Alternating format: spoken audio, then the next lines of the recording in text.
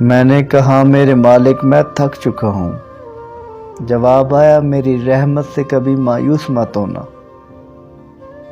میں نے کہا میرے دل کی بات کوئی نہیں جانتا۔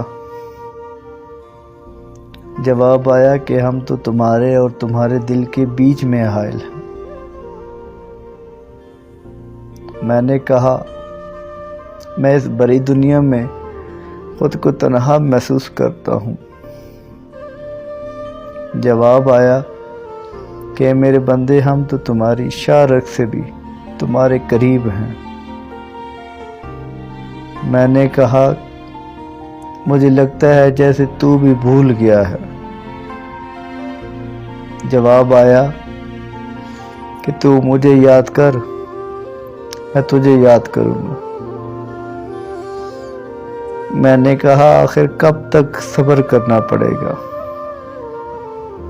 جواب آیا اے میرے بندے تم کیا جانو، شاید وعدے کا وقت قریب آن پہنچا ہو۔